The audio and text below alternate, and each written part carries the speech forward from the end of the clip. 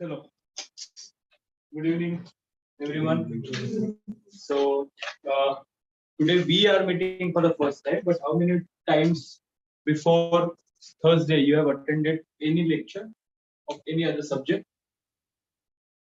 You have attended on Tuesday also. Okay, that's fine. Huh? No. Any other faculty's lecture, any other subject in this. You have already attended, so you are well acquainted with this class.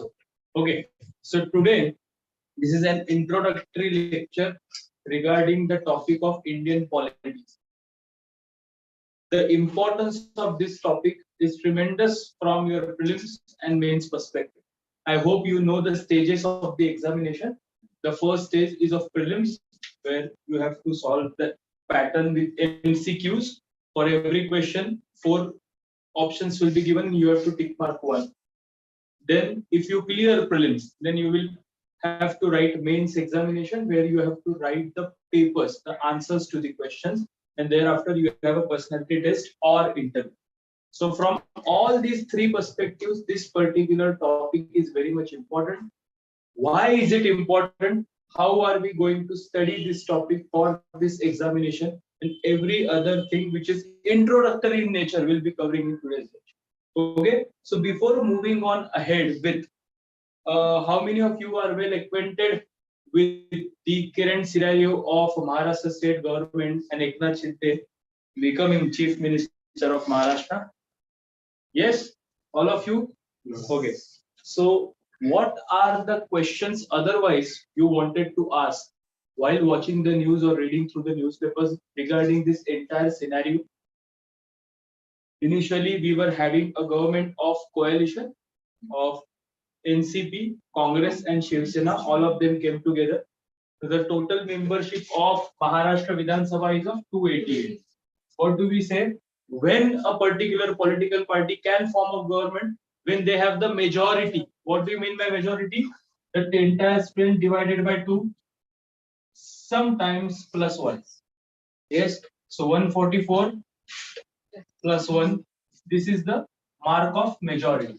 Right? Now out of this, Shiv Sena had 56 MLAs, NCP had 54, and Congress had 44. Whatever may be the total, it must be more than 145. Yes. Now, NCP and Congress MLAs were intact, and out of the 56 MLAs of Shiv Sena, almost close to 38 defected from this particular party, went to Gujarat on a trip, then Guwahati and everything, all of us. Now, what are the questions you, as a layman, wanted to ask regarding this entire scenario? Yes. First, now this must be an interactive lecture or otherwise too, because ultimately you will be a public person where you will have to deal with normal people. You have to answer the questions. Even if it is going wrong, nobody is going to ask you anything. So the first question I may ask, why such kind of revolt took place in a political party so deeply rooted in Maharashtra? Yes or no? This is Shiv Sena. Why such kind of revolt took place in Shiv Sena at this stage? After being a yeah. Then next, yes, the next can be why not only after 2.5 years. 2.5 years is the recent scenario, but otherwise, Eknath Shinde and many of them were ministers since 2014.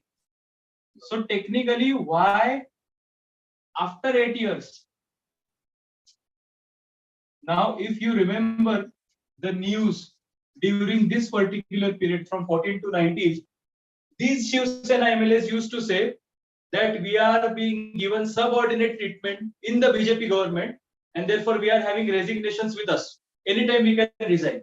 And today these people are saying that on the basis of Hindutva we want to join hands with BJP, where you were saying for 5 years you were not happy with BJP. So why such kind of stand is taken after 8 or 2.5 years? Next. Yes, if out of the total 56 Shiv Sena MLAs, 38 are going out. Then few disqualification petitions were filed in Vidhan Sabha. So whether these 38 MLAs and 56 minus 38, whatever may be remaining MLAs, which will be considered as a valid Shiva Sena party in state legislative assembly. Yes. Hmm? Disqualification petitions were registered that the original members of Shiva Sena, MLAs of Shiva Sena said that these 38 people who defected under the leadership of Eknath Shinde, technically they are elected on our sign. Yes, we have given them the ticket to get elected, and therefore if they are not listening to our whip, then they must be disqualified. There is a concept known as whip. You must have read about it in the newspaper. Otherwise, Marathi में उसको प्रतोद बोलते. So what happens is, in any kind of legislative assembly, for every political party, they have a person known as whip, who is also a member of that particular house. Now the rule says that whatever is the direction given by that whip must be followed by each and every member of that particular political party in the house. If you are not following the order of the whip of your party, then you are eligible to be disqualified. So what the remaining Shiv Sena members were saying, that our whip is saying that you need to remain present with NCP and Congress. But these people have gone against the whip given by the original Shiv Sena, and therefore they must be disqualified. And there were various petitions. Now the question I may ask is, now whether the remaining members, MLAs of Shiv Sena should remain in the assembly, or these 38 people should remain in the assembly. Right? Now, after they have gone to Gujarat, they are thereafter have gone to Guwahati, and then they sent a letter to the governor of Maharashtra saying that the government currently, that is Shiv Sena, NCP and Congress, they do not have the majority in the assembly, and therefore as a governor of the state, you must ask them to conduct a floor test. That means you must reassemble in the assembly, and you must prove that you have a support of MLA of number 145 plus. If you are able to prove, then your government will remain. But if you can't prove, then the chief minister must resign, the government will fall, and the next procedures will be taken up ahead by the government. So when the letter was sent to the governor to conduct the floor test, we saw that on 30th of June, he asked to conduct a floor test. Yes. After such directions were given, immediately Shiv Sena went to Supreme Court, saying that such kind of time given to us to prove our majority is unfair. If these people are given time of 10 to 15 days to do all their trips to Gujarat and Guwahati, we must also be given 3 to 4 days to prove our majority. That was not allowed by the Supreme Court, and Uddhav Thackeray knew that he cannot prove the majority, and therefore he resigned. Okay. Now, the next question can be, actually I want these questions from you. What can be a question? As a layman, I am just putting on certain questions through the events which happened. What can be a question as a layman, not as a UPSC aspirant? I may ask that if Shiv Sena is a political party which has survived for close to 56 years, and suddenly 38 MLAs have gone past, so they have total 18 MPs in Lok Sabha. Now majority of them are also saying that they want to go with Eknath Shinde. Then technically, what will happen to original Shiv Sena party? Whether they will debar, yes, whether they will debar UT, that is Uddhav Thackeray, as being chief of Shiv Sena. Another person may ask, if Shiv Sena is not in existence or in power otherwise too, if they do not have the followers, what will happen to the rights of typical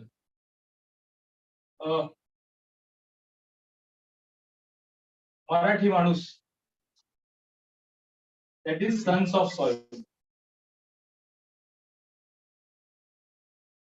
Right?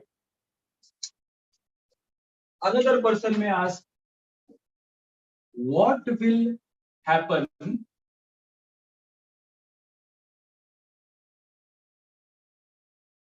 during 2024 elections?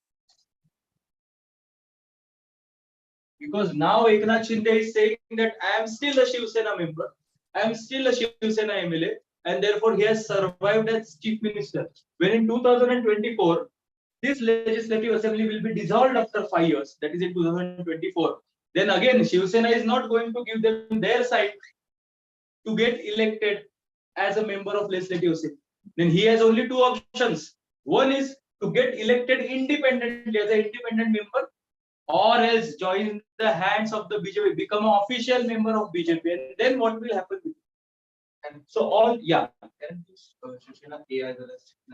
that can happen. Yes, exactly. So can there be Shiv Sena A or Shiv Sena B? The same way where Congress was divided during the times of Indira Gandhi, Congress है Indira and Congress old, सब बूढ़े लोग को दूसरे यहाँ पे डाल दिया था.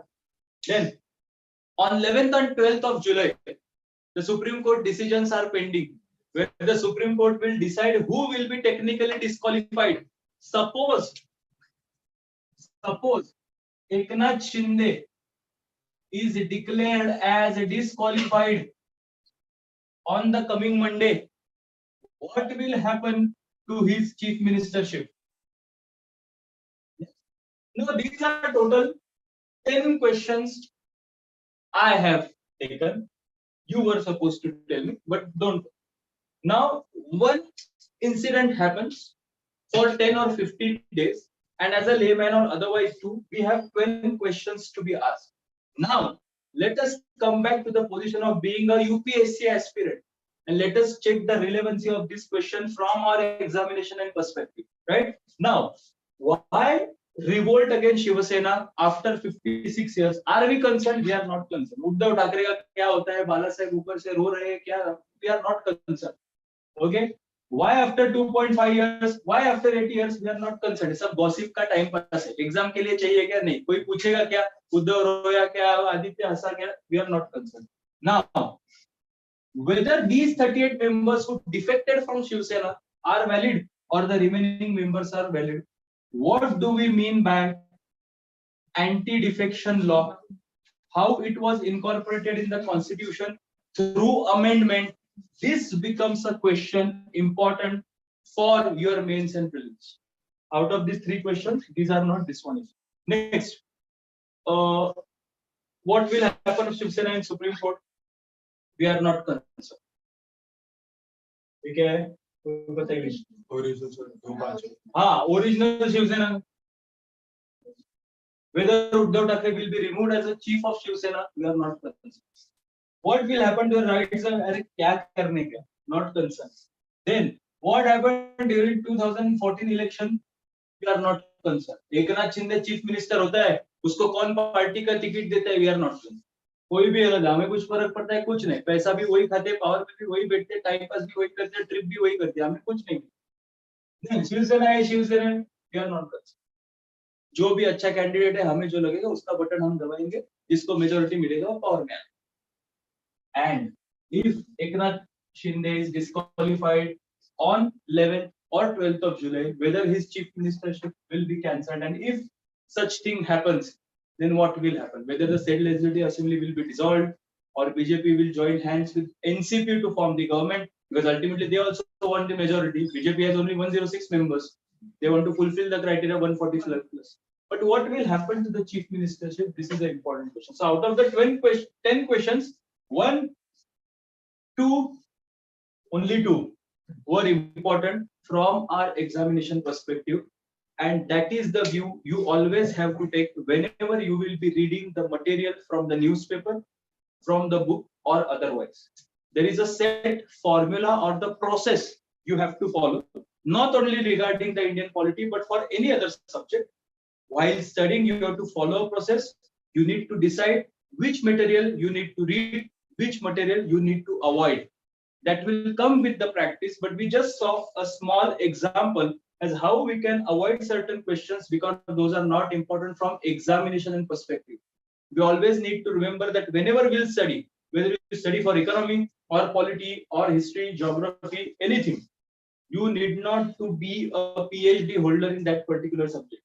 एग्जाम के लिए जितना इंपॉर्टेंट है उतना ही पढ़ो, उतना ही रिवाइज करो, उतना ही प्रैक्टिस करो और एग्जाम क्लियर करो. So always the focus should be to avoid which is not needed. The focus should be only on those questions which were asked previously, which are related to your syllabus and otherwise. Right?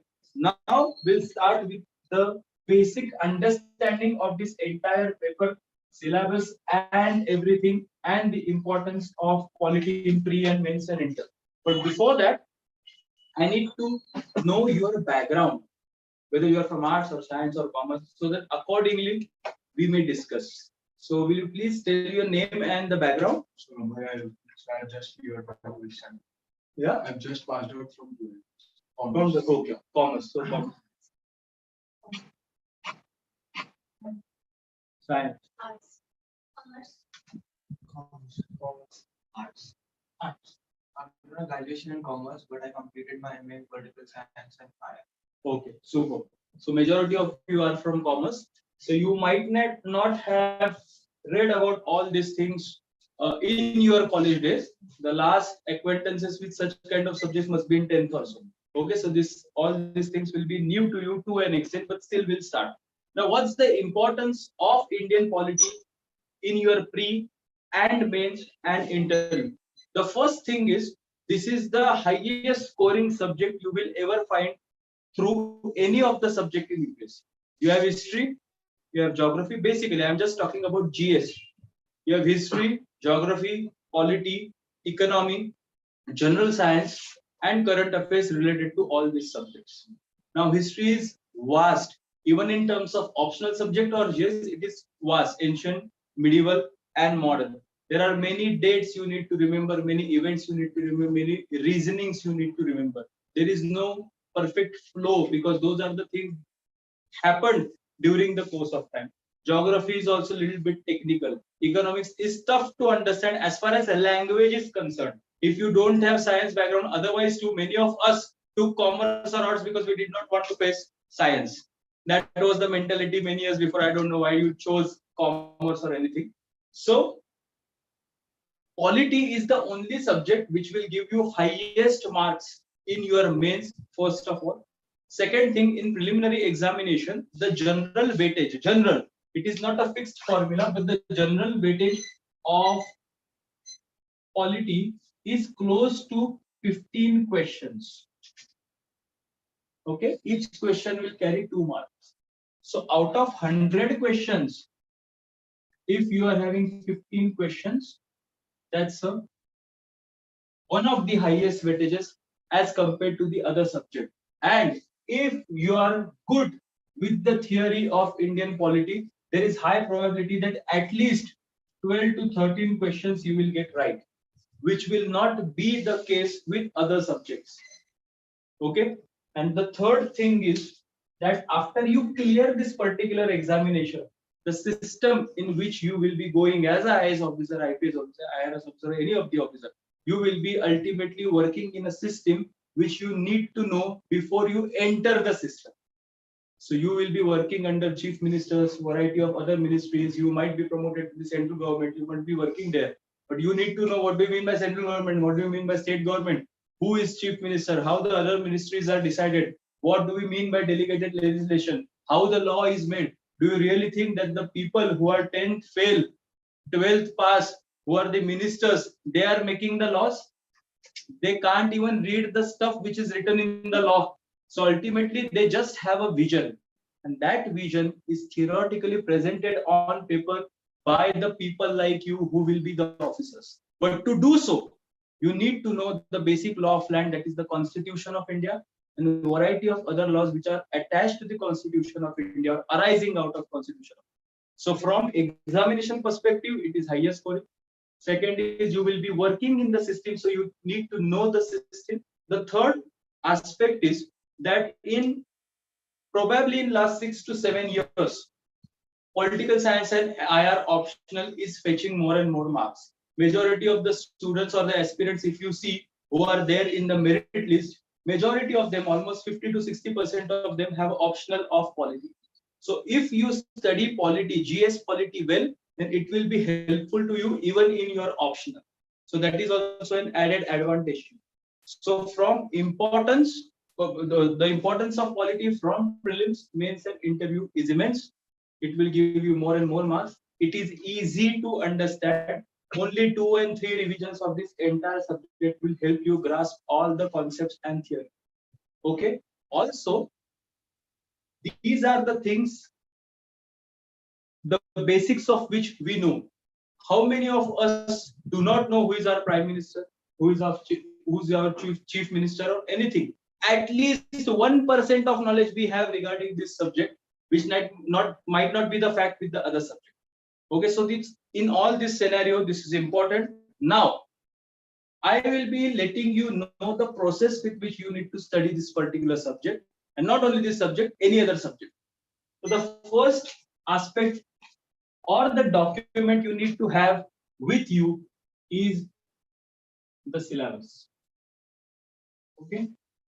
Whether you are given the copy of the syllabus from here, no, maybe at the time of admission or so you will be given, or otherwise too, you may access Google or any of the website of the UPSC where you will get the syllabus, right? Now, when we saw 10 questions regarding the Eknath Shinde scenario, how were we able to choose 3 questions and avoid the 7 questions which are not relevant? That was possible first because of your syllabus. Each and every word written in your syllabus is a direction given to you as which news is to be read and which topic is to be read from the reference books. Okay. Now this is a prelim syllabus. सिर्फ इतना सा square में है, मैं सिर्फ polity का पढ़ रहा हूँ. Indian polity and governance. First word is constitution.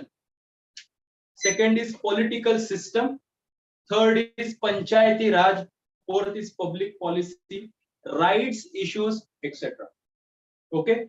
Now with this, each of the word, if in the newspaper any news is coming or containing such kind of words in that particular news, that news becomes important from the examination and perspective. The same goes with the main syllabus. It's a vast syllabus. I am not going to read it. It is paper 3 or GS2. So Indian polity is covered under GS2, where the title of the paper is Governance, Constitution, Polity, Social Justice, and International Relations. Of entire polity, you have 15 major topics, and under that you have subtopics and 4 to 5 topics regarding the syllabus of international relations. So ultimate strategy 10 to 15 years ago was to have a short note of 10 to 20 lines on each of these topics. So suppose the first topic given in the mains is okay. So the first topic is Indian Constitution is the heading, and I am reading the subheadings. Historical underpinnings, evolution, features, amendments, significant provisions, and basic structure. Okay, so these are 5 to 6 subtopics, and the title is Indian Constitution. So total 15 main topics are there, and few of the subtopics. So the strategy is ultimately, when you will be done with the reading of all the reference material and everything, to have a 10 to 20 liner note on each of the subject written in anywhere in your notebook, so that if during the mains examination you come across any question for which you don't know a particular answer, then you can just remember about that note and can at least write something to get 1 or 2 or 3 marks. Each mark will matter when you are in the competitive examination. Now, what's the process of referring the syllabus? Now, it is also said that you need to rectify or learn this entire syllabus, each and every word, which is not possible. So what you need to do is, every time when you will sit for studying a particular subject, you are expected first to take syllabus in your hand and read the entire syllabus for that particular subject only once. Not learn, just read. So suppose there is one reference book. Now this is the oldest edition, second edition. Right now, I think sixth or eighth edition or seventh edition of Lakshmikant is going on. So suppose I am reading M. Lakshmikant, which is considered as Bible of Indian polity in UPSC. Now, before even opening this book, I am supposed to get the syllabus. I need to read the entire syllabus of GS2 first, and then only I'll start reading this book. Suppose tomorrow I am sitting to read M. Lakshmikant. Before even opening Lakshmikant, I need to take the syllabus, read the entire syllabus, and then open the book. If you do this daily for 365 days for every paper, this syllabus will be bugged up completely. Okay, so this is the first reference. Any word or any topic which is beyond the words given in the syllabus is not relevant for your UPSC examination. You are not supposed to learn this entire book. You are not supposed to read all the chapters given in this book. This book, when you will be having sixth or seventh edition, this is close to 600 to 700 pages. We don't expect you to read this kind of book only for one subject. There are many other subjects you will be studying also for optional, for essay and everything. Okay, so any word which will appear in your reference book or newspaper, which is also relevant with the topic given in your syllabus, becomes important to you. And anything beyond that, you must just ignore. Okay, so this is the first strategy. Every day, every time you will take up a book of any subject, first read the syllabus and then start reading. Okay, so this is the first step. The second step, the most important, is previous year question papers. Okay, now it is also said that UPSC is everything under the sun. It is not possible. Even the examiners who will be carrying out the paper don't know everything under the sun. So how do we restrict the scope of studying any particular subject? After knowing the syllabus, you need to analyze the previous year question papers with which you will understand the perspective with which they are asking the question.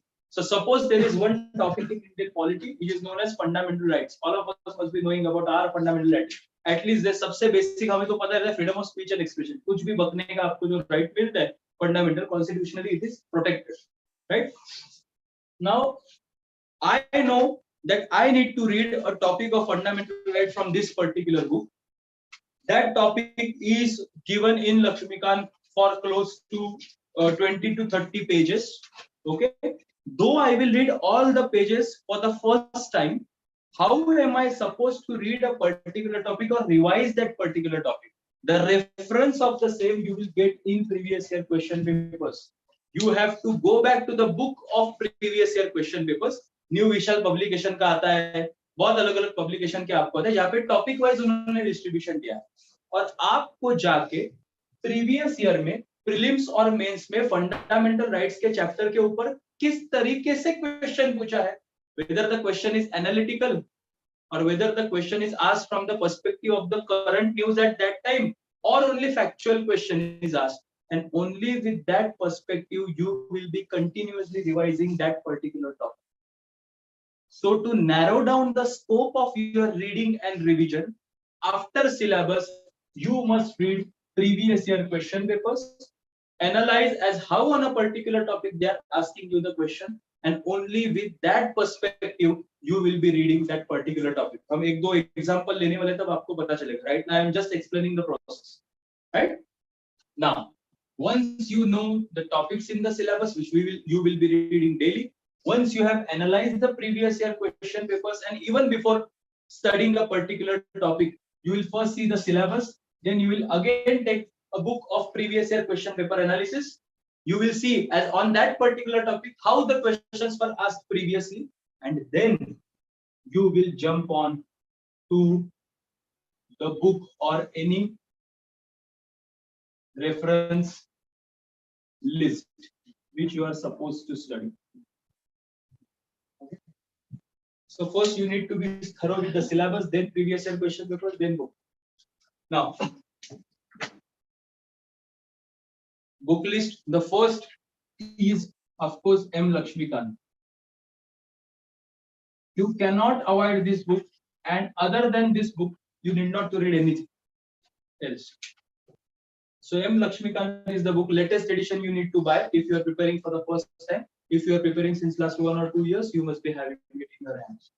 Every time you need not to buy a new one. So if you buy once, then for next 2 to 3 years, it is okay for you unless and until major amendment is coming in. So for example, if I am having a book of 2017 or 18 edition, and immediately in 2019, they have abolished Article 370 and Jammu and Kashmir is taken under the entire constitution, and that becomes a major amendment. So either I will have to take a printout from the Google and keep it in Lakshmikant, or I will have to buy a new copy. But otherwise, you need not to buy it. So this is the only major book you need to read for your polity. That is M. Lakshmikant, Indian Polity by M. Lakshmikant. This is the name of the author, right?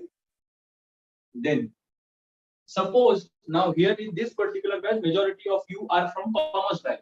So it may happen that you do not have the background of this particular subject, or you must have forgotten many of the concepts because you have done it in 8th standard, 9th standard, 10th standard. And if you want to brush up few of your concepts or understand certain concepts before reading this particular book, then there is one single NCERT you need to refer, that is Constitution at Work. Now this NCERT is of 11th standard. Now the soft copy is already available on the NCERT website. If you don't want to have it, then you can straight away buy it from the shop if it is available. So Constitution at Work will clear your basics, and then you can jump to M. Lakshmikant. At this stage, how many of you will be attempting the exam next year, if at all you plan so? 1, 2, 3, 4. Okay, many of you, almost more than 50% of you.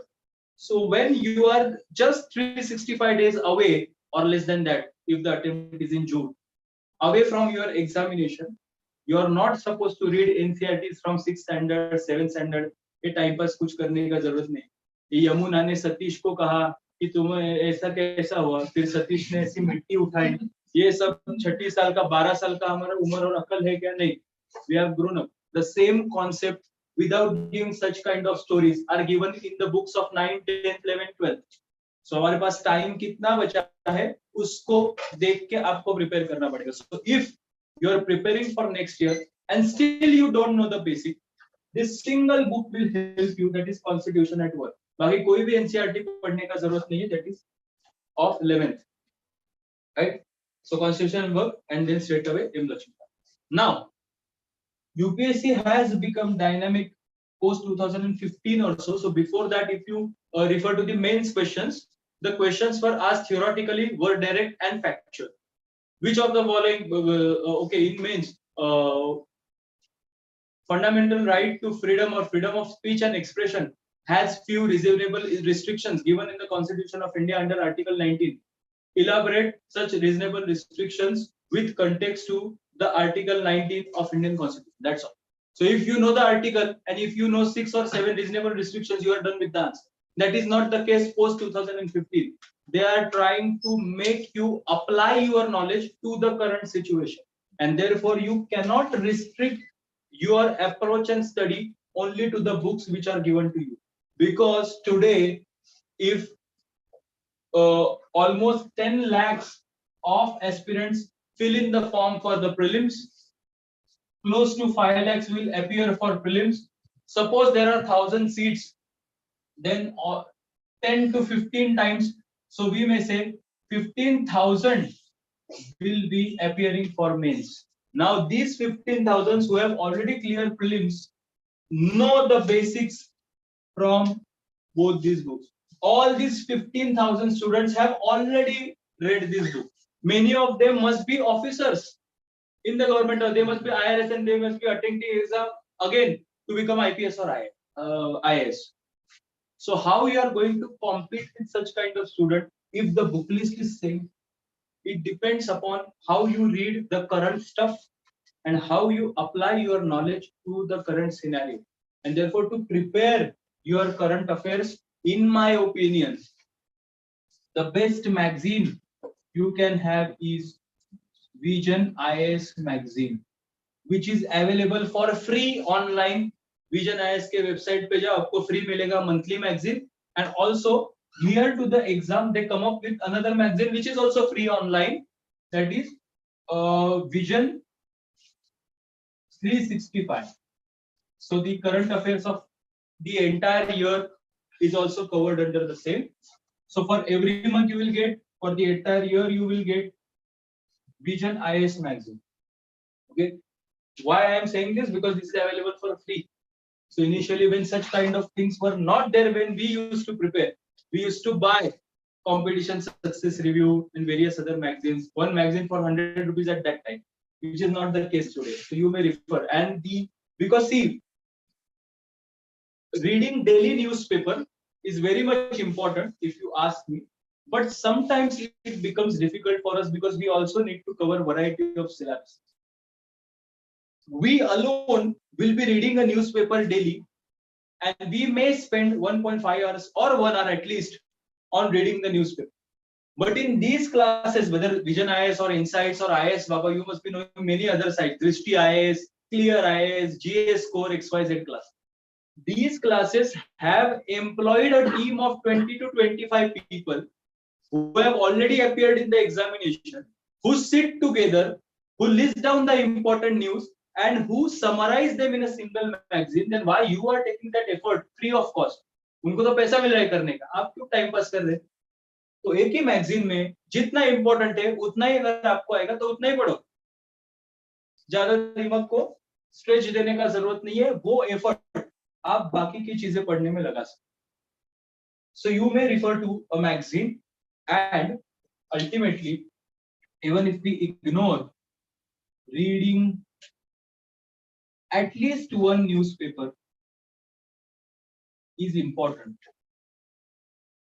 Basically for two objectives. First is your language will improve.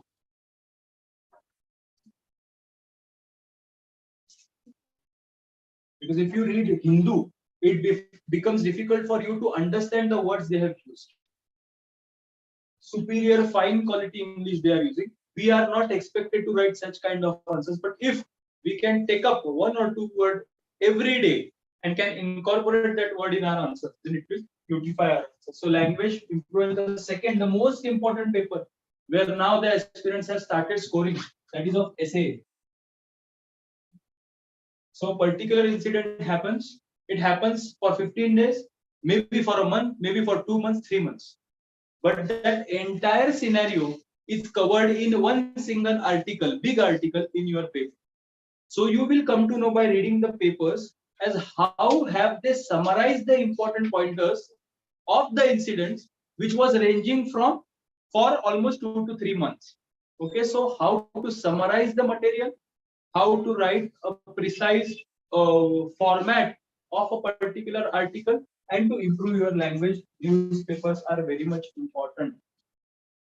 Now suppose it is not possible for you to read the newspaper, then on YouTube you will come across various other classes, especially on Academy and various other classes. They will give you the excerpts of the newspaper in 20 or 24 minutes video. So suppose you are traveling by train, traveling by bus, or just sitting watching TV, instead of watching Saas Bahu ki serials, you can just go through that 20 or 25 minutes video and you will be acquainted with the news. The newspaper one, Indian Express. Yeah, that I'll be telling. Okay. Now, if you want to read a newspaper, then only two preferred newspapers are there according to me.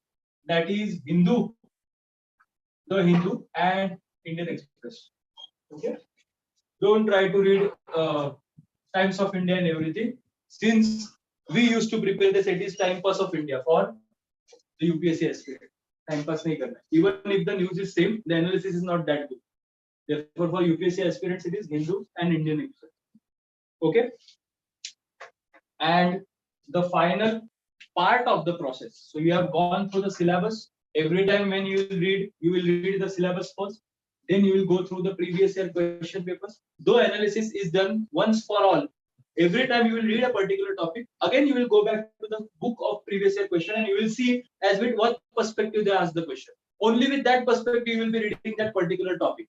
Okay. Thereafter you will come to the topic or the book which you will be reading, and the final aspect. Even if you do all these three things systematically every day, you are not going to clear this examination at all if you avoid this fourth step, which comprises of practice and revision. Practice, practice, practice, revision, revision, revision. These are the only things which will help you clear this examination. If for a particular subject you are reading 2 to 3 books, you are not going to write another constitution. उतना तो हमारा level है भी नहीं, और आप exam भी पास नहीं कर पाओगे. कम से कम पढ़ो और उसको ज्यादा से ज्यादा रिवाइज करो. That is a strategy used by every aspirant to clear the exam. कोई भी ज्यादा नहीं पढ़ता, कम पढ़ता है और उसको ही बार बार पढ़ता है. And in case of clearing the mains examination or even the MCQs, that is your preliminary examination, practicing solving the questions will only help you clear this examination. ये सब आपको पता रहेगा, ये कुछ नहीं पता रहेगा, आपको कुछ नहीं होगा. Yes. Now, we said that in the syllabus, the topics are given and covered, and you need not to go beyond those topics. We also said that through previous year question papers, we need to understand with what perspective they ask the question, and accordingly we need to read that particular topic. How this is happening, we'll be now getting few of the examples. Okay. Now, ये आपका syllabus है UPSC का, और इसमें आप newspaper भी कैसे पढ़ोगे वो भी आज हम लोग देखेंगे. अगर आप पढ़ना चाहते हो तो उस हिसाब से आप पढ़ सकते हैं. In terms of timing, you should not spend more than 45 minutes to read a single newspaper. ये भी मैं ज्यादा बोल रहा हूँ, 30 मिनट्स ही चाहिए. इतना आपका पिन पॉइंट नजर होना चाहिए कि कौन सा न्यूज ड्रॉप करना है, कौन सा, और कौन सा न्यूज ड्रॉप करना है ये आपको ढूंढने की जरूरत नहीं है, क्योंकि आधा तो न्यूज़पेपर फालतू के न्यूज का ही रहता है.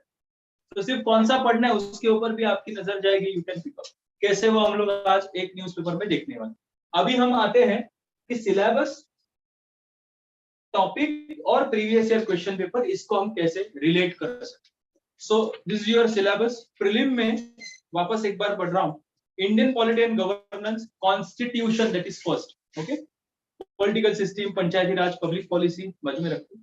नेक्स्ट, राइट्स इश्यूज, मतलब आपके राइट्स और कॉन्स्टिट्यूशन, ये दो वर्ड तो इसमें है. नाउ आपके GS2 का मतलब मेंस का ही इंडियन पॉलिटी का सिलेबस है. Indian constitution, historical understanding, evolution, features, features में ये सारे आपके राइट्स वगैरह आते हैं. Amendments, significant provisions and basic structure. Now this basic structure doctrine जो हम लोग पढ़ेंगे जब हम इस टॉपिक को पढ़ेंगे, उसमें भी राइट्स और सारी चीजें कवर्ड है. सो प्रीलिम में भी आपको राइट्स करके वर्ड दिखा है, कॉन्स्टिट्यूशन करके वर्ड दिखा है. मेंस में भी आपको इंडियन कॉन्स्टिट्यूशन और बेसिक स्ट्रक्चर और फीचर्स ऑफ कॉन्स्टिट्यूशन के बारे में बात की है. तो fundamental rights is also feature. Now we will go back to the newspaper today, और फाइनली हम इसका रिलेशन देखें. ये आज का हिंदू है, कुछ खास नहीं है, फालतू है. इंडियन एक्सप्रेस इससे अच्छा है आज. ओके. बेसिकली आपको कौन से पेजेस पढ़ने हैं? बेसिकली स्कीम थ्रू तो सारे पेजेस से करना है. बेसिकली कौन से? First page is a must. अभी ये मैं ओवरऑल कह रहा हूँ, नॉट ओनली फॉर पॉलिटी, पूरे यूपीएससी के लिए न्यूज़पेपर कैसा पढ़े. First page is important Hindu का. ये बीच में स्टेट्स बिट से कुछ ज्यादा इंपॉर्टेंट नहीं है, unless and until any constitutional question is involve. जैसे अभी एकनाथ शिंदे का हुआ, वैसे अगर कल किसी दूसरे स्टेट में होता है और वहां पे किसी के कैंडिडेचर का क्वालिफिकेशन, डिस्क्वालिफिकेशन, डिसॉल्विंग, गवर्नर कुछ डिसीजन लेता है, प्रेसिडेंट उसको कुछ बोलता है, सुप्रीम कोर्ट कुछ डिस्क्वालीफाई करता है, तो अदरवाइज स्टेट्स में क्या होता है, कुछ हम लोग ये इसका अलायंस हो गया, उसका अलायंस हो गया, we are not concern. These are the main pages, specially from your essay perspective and mains perspective. इसे कहते हैं editorial, and second is oped page, opinion page, जहां पे कुछ एक्सपर्टीज लोग पर्टिकुलर करंट सिनेरियो पे उनका जो कहना है वो लिखते हैं. देन न्यूज, अगर कुछ इंपॉर्टेंट है तो स्कीम थ्रू करना है, अदरवाइज नहीं। ये वर्ल्ड का जो पेज है that is important because this GS2 syllabus is all about Indian polity, governance, social issues and international relations। मतलब क्या, वर्ल्ड का पेज। अभी ये वर्ल्ड के पेज में आज के तारीख में 1 2 3 4 5 6 7 न्यूज है। ये 7 न्यूज में से कौन से न्यूज मुझे पढ़ने हैं? Go back to syllabus. Now I will come down to GS2 syllabus. आपका टॉपिक शुरू होता है अभी। India and its neighbourhood. कौन कौन नेबर से इंडिया के? पाकिस्तान, ये पहला पता होना चाहिए। दूसरा Afghanistan, then Nepal, then Sri Lanka, then Bangladesh, then Myanmar, then Nepal का भाई है ना बाजू में, वो बड़ा भाई है, छोटा भाई, सगा भाई है, ऐसा जुड़वा भाई। हाँ, भूटान, भूटान बोल गए, नेपाल भूटान बाजू बाजू में, ठीक है। ये पहला ही लाइन लिखा है, India and its neighbourhood relation, पहला टॉपिक। फिर बायलैटरल, बायलैटरल मतलब दो कंट्री के बीच में। Regional and global groupings, global groupings ये वर्ड सुनो क्योंकि हम अभी पढ़ने वाले। And agreements involving India and affecting India's interest, effect of policies and politics developed eight developing countries on India's interest, Indian diaspora, important international institutions, agencies, their structure and mandate। GS2 last part, GS2 next page। Okay, so यहाँ पे अभी क्या word important है मैंने जो पढ़े इसमें, India and its neighbourhood relation, ये एक हो गया। सेकेंड इज बायलैटरल, मतलब इंडिया और दूसरे कंट्री के बीच में कोई है तो, और रीजनल एंड ग्लोबल ग्रुपिंग्स। अगले ये वर्ड है, वर्ल्ड का पेज है। British PM Johnson was to keep going, क्या करने का हम लोगों को कुछ, ठीक है। 12 killed as Russia pounds don't, और रशिया वॉर करता है, क्या करता है हम लोग को ये नहीं। उस वॉर की वजह से अगर हमें डिफेंस इक्विपमेंट्स और ऑयल का सप्लाई कम होता है, then that may become a question, especially a political economic question than being a political question। But if we demand such things from Russia and if US puts sanctions on India, then that becomes a question of polity, okay, because it comes under international relations। So ये cut हो गया, ये cut हो गया। July 4 gunman faces 7 counts of murder, not concerned। Afghan soil won't be used as launch attacks। दो Afghanistan is our neighbour, वो अफगानिस्तान से अभी टेररिस्ट एक्टिविटी नहीं करेंगे, ऐसा तालिबान ने स्टेटमेंट दिया। क्या करने का, whether it is impacting India's interest, no। So though it is a news regarding India's neighborhood, if it is not affecting India's interest, we are not concerned, right? 600 inmates escape in attack Nigerian jail, वो Nigeria का कहाँ रह गया।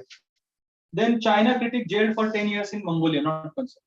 Gotabaya turns to Putin for fuel supplies for Sri Lanka। He also seeks resumption of flights after tourist arrival hit। अभी यहाँ पे श्रीलंका में जो भी इश्यू चल रहा है गए 2-3 वीक में, और उनके इकोनॉमी का पूरा कुछ इकोनॉमी बचा ही नहीं है उनका। And if they want to come out of this entire situation, the only major help they can take is from India। But whether India is there in that situation to help them economically, हमारा economic situation क्या है, इस perspective से शायद ये particular news important हो सकता है, otherwise it is not at all important. हाँ, बिजनेस आपको इकोनॉमी के लिए इंपॉर्टेंट है बस, बाकी इस पेपर में आज के तारीख में कुछ भी नहीं। अभी मेरे पास इंडियन एक्सप्रेस के आज के ऑनलाइन फोटोज निकाले हैं मैंने, वो आर्टिकल्स में आपको बताता हूँ। Yeah। Now, I am reading the title of the news: India to hold G20 meetings in Ladakh। G20 करके एक ग्रुपिंग है जो ग्लोबल स्ट्रॉन्गेस्ट इकोनॉमी जो ग्लोब के हैं, वो सारे कंट्रीज एक साथ आके एक ग्रुपिंग है और उस इकोनॉमी को, ग्लोबल इकोनॉमी को आगे चलाने के लिए आगे बढ़ते, जो हम लोग इंटरनेशनल रिलेशन करेंगे हमें पता चलेगा। नाउ आपके सिलेबस में क्या लिखा था, रीजनल एंड ग्लोबल ग्रुपिंग्स। अगर मुझे ग्रुपिंग्स के बारे में सिलेबस में भी लिखा है और वही अगर नाम इसमें आता है, इसका मतलब वो न्यूज मुझे पढ़ना चाहिए। अभी न्यूज पढ़ने के बाद वो इंपॉर्टेंट है या नहीं वो हम देखेंगे। अभी ये न्यूज में टोटल क्या लिखा है, ये लोग लद्दाख में रख रहे हैं G20 summit. Now the last paragraph is important for you, maybe from prelims perspective, because they have given which are the countries which are forming part of G20 group. So prelims में आपको पूछा जा सकता है which of the following is not the country which is a part of G20 group? A, B, C, D. Only one and two, 1, 2 and 3, only 3. तो देखो G20 brings together world's major economies and has members as US, UK, Argentina, Australia, Brazil, Canada, China, Germany, France, India, Indonesia, Italy, Japan, Mexico, Russia, Saudi Arabia, South Africa, South Korea, Turkey, besides the European Union. अभी ये तो सारे बहुत सारे countries है, ठीक है, इसके ऊपर नहीं पूछेगा। अभी यूरोपियन यूनियन जबरदस्ती लिखा है because it is also a grouping of 28 different countries, so they may try to trap you. Which of the following is not a part of G20 group? Australia, UK, USA and European union. आपको लगेगा नहीं European union कैसे लगेगा, अलग अलग देश, अब उसको मार्क करेंगे वही गलत हो जाएगा। सो यहाँ पे एक इंपॉर्टेंट है, और दूसरा आपको इस न्यूज से एक पता चलता है, बाकी तो फालतू न्यूज है, कि ये G20 समिट आज और कल है, तो ये दिसंबर को होने वाली है, और G7 समिट के लिए आज हमारे एक्सटर्नल अफेयर्स मिनिस्टर गए हैं। तो ये न्यूज से आपको क्या पता चलता है कि जब ये समिट होने वाली है नेक्स्ट ईयर, तभी आपको इसके ऊपर फोकस रखना है। Why? Because first of all Jammu and Kashmir को डिवाइड करके दो अलग अलग यूनियन टेरिटरीज बनाने के बाद this is the first international meet that is being conducted in that particular area. That is first. Second, for the first time India is playing a role of presidential seat in G20 summit this year, and at the same time Modi has played a politics to take that meeting in Ladakh region. Immediately this news says that Pakistan and China has taken an objection. Okay, so आगे जब ये हो जाएगा तब ये important news है, आज ही आपको पता रहना चाहिए। तो तभी जब न्यूज आएगा तब पढ़ू या ना पढ़ू ये क्वेश्चन ही नहीं होना चाहिए। ओके, ये हो गया। कैसे? सिलेबस में लिखा है ग्रुपिंग्स, यहाँ पे भी आया है, इसका मतलब न्यूज इंपॉर्टेंट। ठीक है, ये एक हो गया। बाकी दूसरे बाद में जाता हूँ। इंडियन एक्सप्रेस में अगर आप पढ़ोगे तो एक्सप्लेन्ड करके एक पेज होता है, एक्सप्लेन्ड कभी आपने पढ़ा रहेगा, उसमें बहुत सारी चीजें एक्सप्लेन की हुई रहती है, बहुत इंपॉर्टेंट पेज रहता है। उसमें से एक छोटा आर्टिकल है नीचे, if you know or you are aware about the recent Twitter issue, and the Twitter has sued Indian government for a particular thing. What is that thing? Under which act they are suing? Whether social media is becoming a face or actual exercise of freedom of speech and expression in India? How is it impacting secularism or otherwise other aspects of Indian constitution? इस सारे हिसाब से ये exactly issue क्या है, कौन से acts involve है और उसमें आगे क्या होगा, इसके बारे में एक पूरा आर्टिकल है। IT act, that is information technology act, section 69A, when social media content is blocked and Twitter lawsuit. उसके टाइटल्स देखो, what is section 69A, why has Twitter filed a lawsuit, what were the events preceding the lawsuit, how has the government reacted, and what is Twitter's track record on complying with the government orders. So social media regulate करना, freedom of speech and expression जो आपका fundamental right है हो, उसमें government का reaction and investment और the entrance of these multinational companies in India, इन सारे के context में आपको एक ही सवाल पूछा जा सकता है। इसकी वजह से ये article पढ़ना आपके लिए important, right? Then और एक वहां पे उसके ऊपर article है, Elements at center of India-Australia deal. तो एक स्पेशल मिनरल्स के लिए इंडिया और ऑस्ट्रेलिया में एक पैक्ट साइन होने को जा रहा है, और उसके बारे में बहुत सारे बिलियंस ऑफ डॉलर्स का पैक्ट है, and they are now negotiating and will be signing that particular deal between India and Australia. If you go to the syllabus, they have said that bilateral relations impacting India's interest. So immediately news आपके लिए important हो जाता है। ये क्या deal है, उससे क्या होने वाला है, इंडिया को क्या फर्क पड़ने वाला है, उनको क्या फर्क पड़ने वाला है, क्या एक तो आपको इसके ऊपर सीधा सवाल आ सकता है, इसके लिए इंपॉर्टेंट है, या फिर इस पर्टिकुलर एग्जांपल को आप आपके किसी भी आंसर में इनकॉर्पोरेट करके आपके आंसर को ब्यूटीफाई कर सकते। ओके, जैसे मैंने कहा कि ये जो बुक्स हैं, all the aspirants will be reading this books, then how you are going to get edge over the answers which they will be writing and you will be writing? How you incorporate examples from the current affairs will make a difference in your paper and their paper. And therefore reading newspaper or reading the news from this particular magazine becomes important. और last एक इसका सारी चीजें कैसे एक साथ आपको देखनी है उसके लिए एक एग्जांपल है, आज के हिंदू में भी है एडिटोरियल, इंडियन एक्सप्रेस में भी एडिटोरियल है, आपके सिलेबस का भी पार्ट है और इसके ऊपर प्रीवियस ईयर क्वेश्चन भी पूछा गया है. ओके, सो ये आज का एडिटोरियल है. पहला ही, हेट क्राइम पनिशमेंट. नीचे क्या पढ़ रहा हूं, there needs to be zero tolerance for violence over hurt sentiment because of hate speech. ये जो नुपुर शर्मा और बाकी सब हुआ है, बीहेडिंग हुआ है जयपुर में, यहाँ पे महाराष्ट्र में, सेम. नाउ सिर्फ 2-3 लाइन पढ़ रहा हूँ, बाकी आगे नहीं जा रहा हूँ. India's law on freedom of expression. Now this is a fundamental right. This is given in your constitution, in your syllabus. Constitution और rights ये दोनों वर्ड है, इसका मतलब ये आपके लिए इंपॉर्टेंट है. Okay, India's laws on freedom of expression are clear about the reasonableness of the rights to exercise it. Reasonable restrictions आते हैं हर एक राइट को, जब हम पढ़ेंगे आपको पता चलेगा, उसके बारे में भी बोले. But hate speech directed at communities and intended to fan communal hatred is not clearly defined in the law.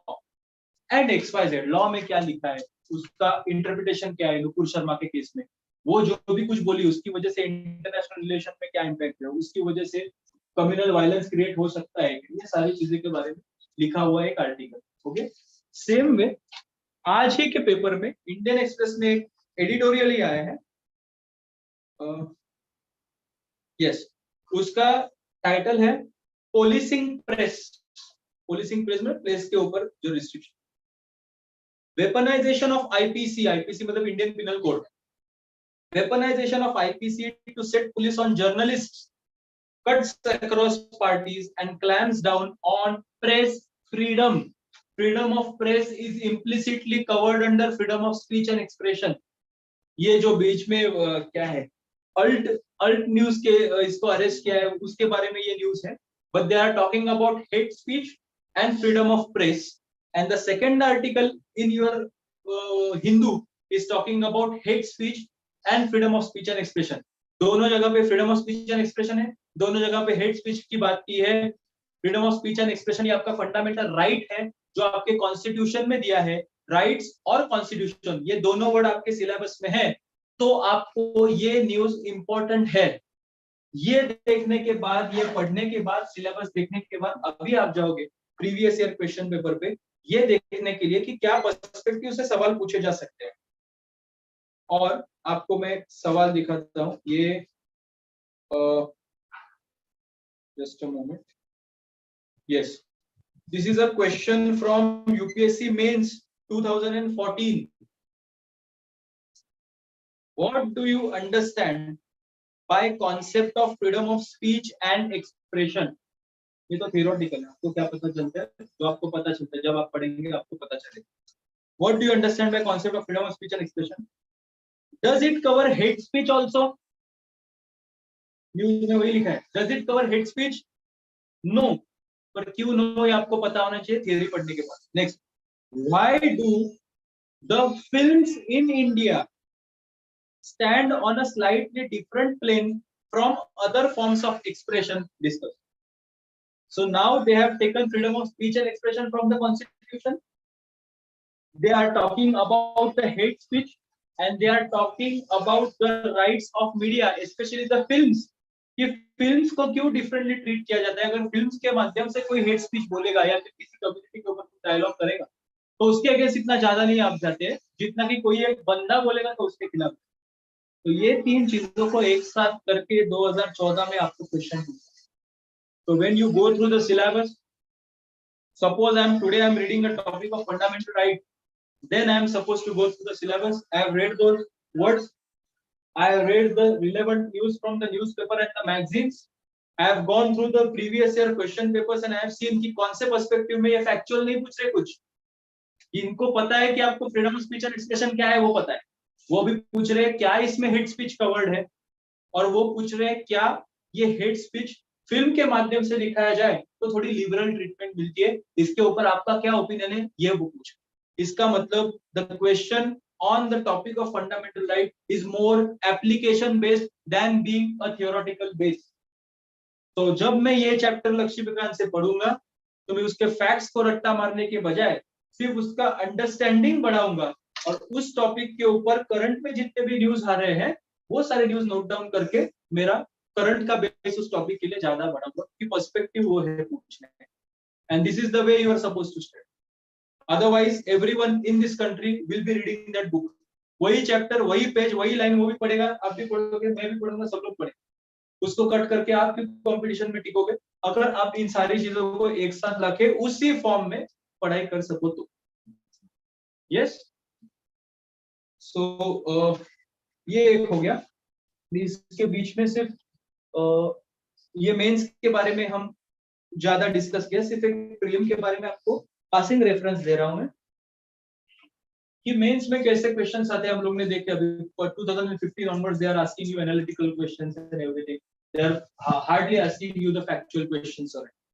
Now in prelims basically even the prelim has become a little dynamic, but basically there are only two types of questions which they may ask in prelims. Okay, one is factual and second is analytical.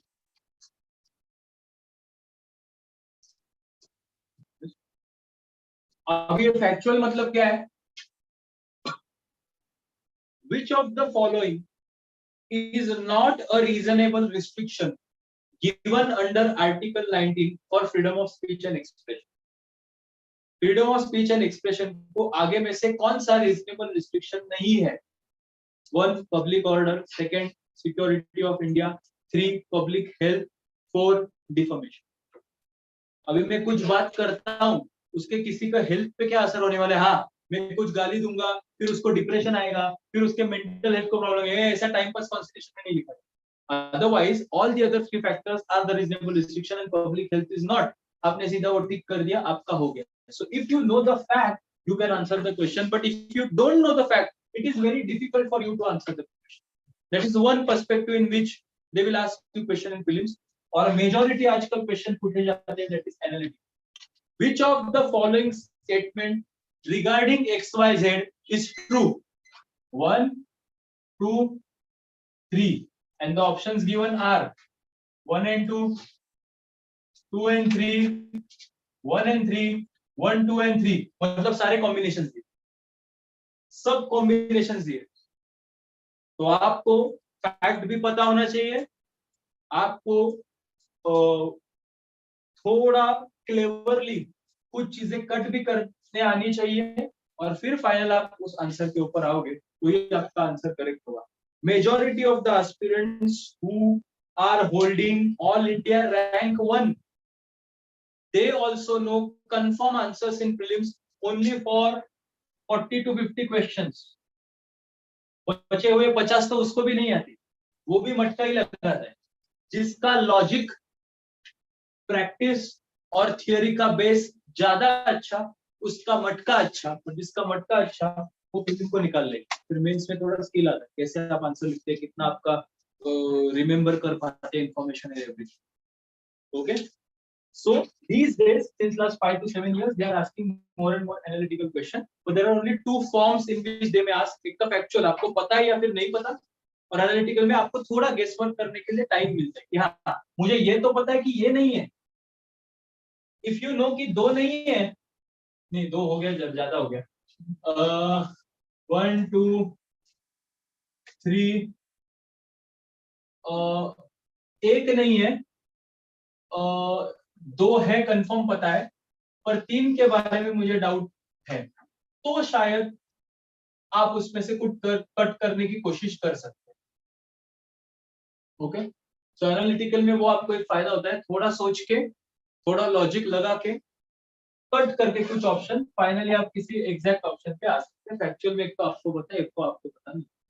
Okay, so this is a strategy you must follow not only for polity but for any other subject. Syllabus her subject का है, हर बार कोई भी subject पढ़ने से पहले syllabus पढ़िए, उसके बाद प्रीवियस ईयर क्वेश्चन सारे सब्जेक्ट के बारे में, हर बार कोई भी सब्जेक्ट पढ़ते हुए पहले प्रीवियस ईयर क्वेश्चन देखिए, फिर बुक रेफरेंस अलग हो जाएंगे, विजन और न्यूज़पेपर तो सेम ही रहेंगे आप, तो ये सिर्फ रेफरेंस बदलेंगे, वो पढ़िए और फिर प्रैक्टिस और रिवीजन कीजिए, और इन सबको एक साथ लेके आपको कौन सा न्यूज और करंट इस पे फोकस करना है वो हम लोग ने अभी एग्जांपल के तौर पे हम देख चुके हैं। Is it fine? यस।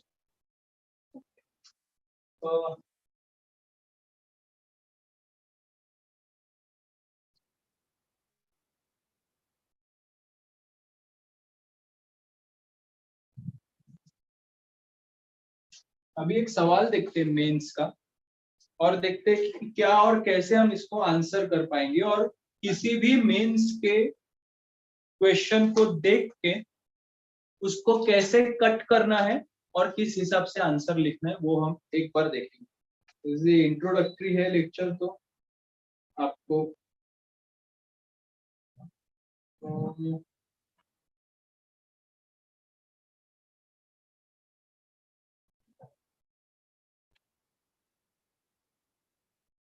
चलो इसको ही लेते हैं ना, अभी जो हम लोग ने पढ़ा हो। So the question is, what do you mean by freedom of speech and expression? So उन्होंने पूछा है कि आपको क्या समझता है, what is the meaning of freedom of speech and expression? That is first. The second question which they have asked is,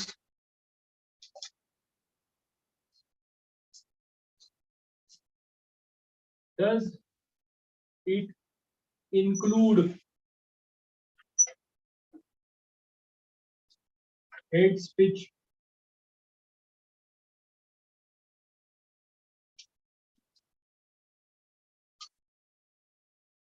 And third is, why films are on slightly other grounds in terms of exercising freedom of speech and expression. एक ही सवाल है, उसमें आपको तीन सब सवाल पूछे हैं और इसको आपको आंसर देना. Now these days, from a reformed pattern of mains, they ask you to write the questions with two weightages of words.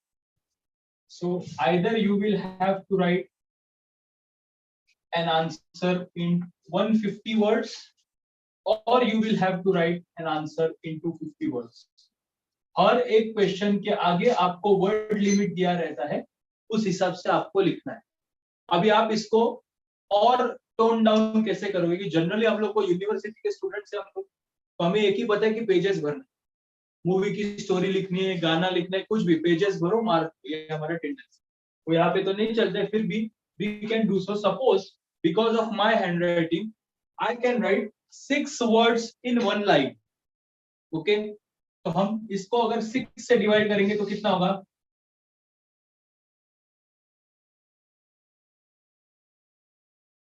Yes.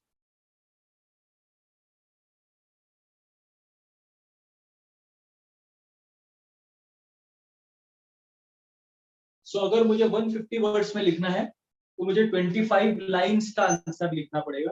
250 words लिखना है तो अप्रोक्सीमेटली 40-42 लाइंस का आंसर लिखना पड़ेगा. अगर आप एक A4 शीट या फिर फुल स्केप लेते हैं, ये जो बुक है, ये बुक में क्लोज टू 20 लाइंस है, ये एक पेज पे 20 लाइंस. सो रफली for 150 words you will have to write 1.25 pages. सवा पेज आपको आंसर लिखना है. यस. और ये 20 है तो क्लोज टू 2 पेजेस मुझे आंसर लिखना है for 250 marks. This is a general division, आप याद रख सकते. ठीक है. अभी ये आपको एक बार कितना आंसर लिखना है ये कंटेंट पता चला कि एक ही क्वेश्चन के सब क्वेश्चंस को कितना वेटेज देना है ये आपको पता चलेगा. Now in this particular question, suppose they are asking you to write the answer in 250 words. Let us say, okay. Now, once they say that it is to be written in 250 words, immediately it must strike in your mind that you have to write 2 pages. इसका मतलब ये सारे questions को हमें जवाब देना है 2 page पे. ये तो एक फिक्स हो गया. तो मुझे कंटेंट का लिमिट पता था. अभी उसमें क्या घास भरने का है वो हम डिसाइड करें. Now, before that, there is a proper structure with which you are expected to write an answer. You may shift the structure according to the subject for which you are writing the answer. So, for example, if I am writing an answer in geography, then they might expect me to draw a certain map or anything. So the same way, आप उसको या फिर the question is asking you to differentiate between 1 or 2 or 3 terms. Then at that time you can write the answer in chart form. But otherwise, the normal breakup of your answer should always be introduction, main body of the answer, and third is the conclusion. Intro, main body, conclusion. This is the structure you need to follow in your answer. Now, how much weightage should be given to each part, and what should you write in each part? First, what you are supposed to write in the introduction. You need to first read the question and any principle or any provision or any topic associated with this question, you must elaborate first in the introduction. So now, after reading this entire question, I got to know that this question is framed on one fundamental right, that is freedom of speech and expression. Now, what do I know factually regarding this particular right? That this right is given under part 3 of the Constitution. You might not be knowing. मैं ऐसा सोच रहा हूँ कि मैं aspirant हूँ तो मैं क्या सोच सकता हूँ. तो इसमें बेसिक थीम क्या है? Freedom of speech and expression. अच्छा, उसके बारे में मुझे फैक्ट्स क्या पता है? It is given under part 3. Okay.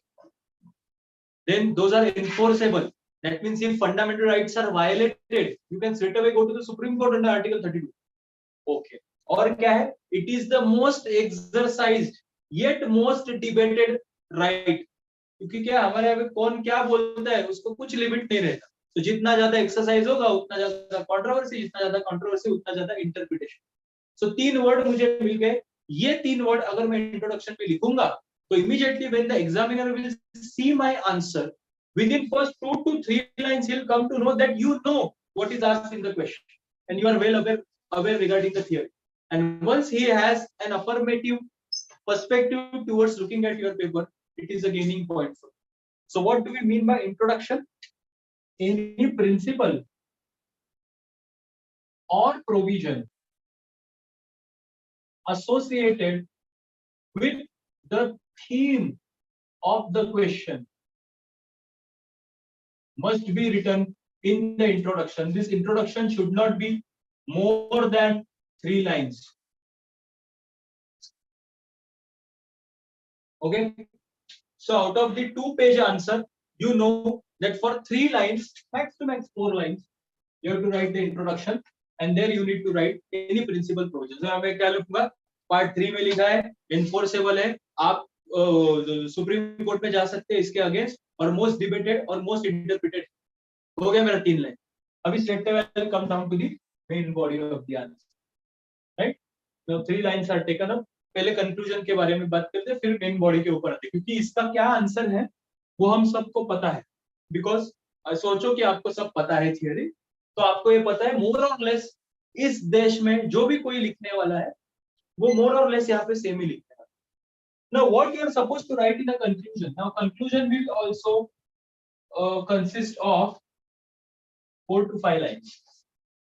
Now if anybody of you have gone through the previous year questions, even for the single time, you will come across the structure of the question where the last or the first word is used differently. बाकी तो ये सब लिखा ही रहता है. Words देखो कैसे बदलते. examine, analyze, critically analyze, discuss, comment, ऐसे 5 से 6 टाइप में आपको question. So suppose they are asking you to discuss, that means you have to write pros and cons of that particular question. That's all. General हम discussion में क्या सब चीजों के बारे में बात कर रहे हैं. ये ऐसा भी होता है, ये वैसा भी होता है, ये ऐसा भी हो सकता है, वैसा भी हो सकता है. Same goes with critically analyze. But critically analyze में ये expected है that you show negatives, you show positives, and ultimately you may give your opinion because you have to critically analyze. When they say comment, that means your opinion is expected. When they say examine, that means you being a third party looking at this question as a third party, you just have to analyze what is the factual position of the same and you just have to write it down. That ये अलग अलग perspective है. जब हम answer writing के बारे में देखेंगे तब देखेंगे.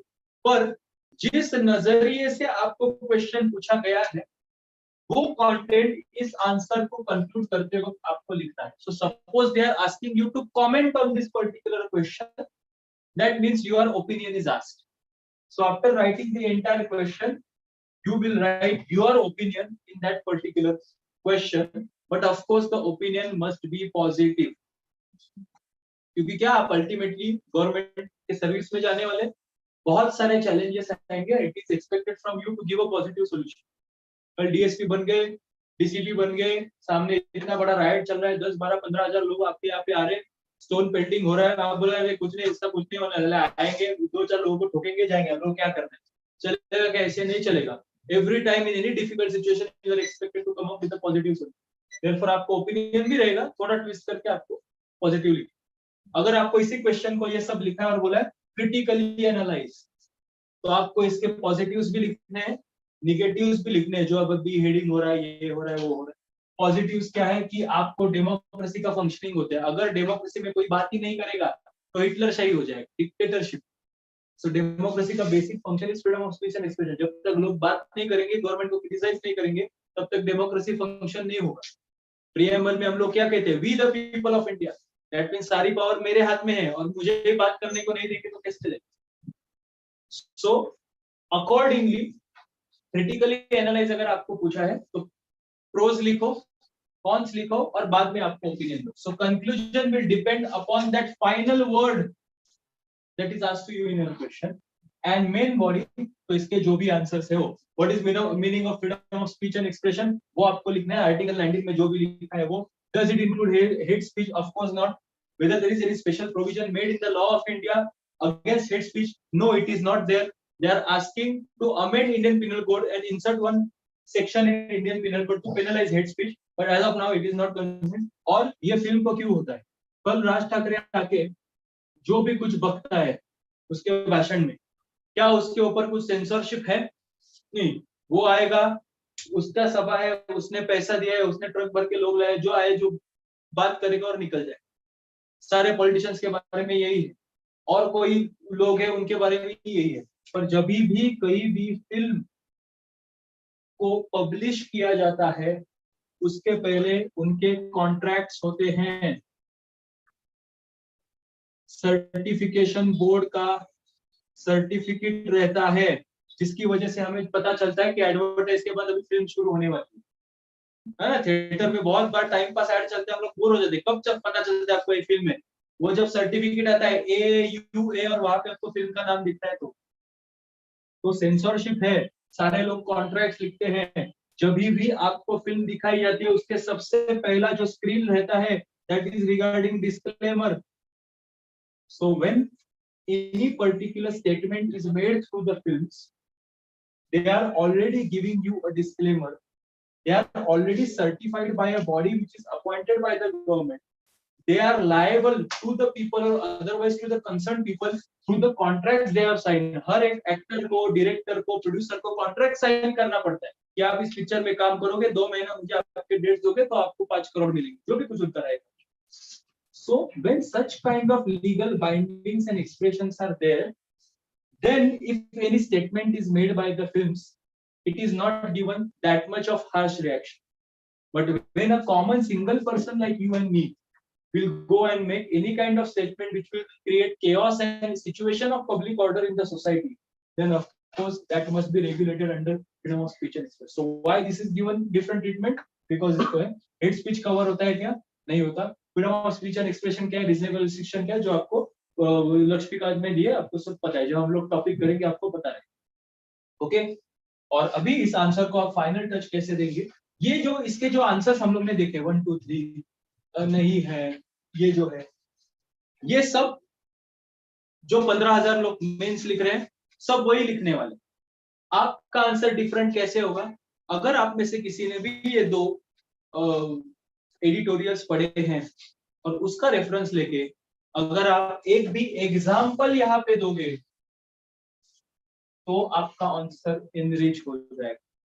जितने भी रिलेवेंट एग्जाम्पल्स आप आपके आंसर के मेन बॉडी में इनकॉर्पोरेट करते हैं उसके हिसाब से आपके आंसर का वैल्यू बढ़ता है. जितना वैल्यू बढ़ेगा उतने मार्क्स, जितने मार्क्स बढ़ेंगे उतने आपके चांसेस बढ़ेंगे. तो द करंट नहीं सिचुएशन नहीं जो हुआ है वो सिर्फ आप बहुत टाइम ऐसे भी बोला जाता है, वो आपको प्रैक्टिस से ही आएगा कि you did not to take a specific name if it is not required.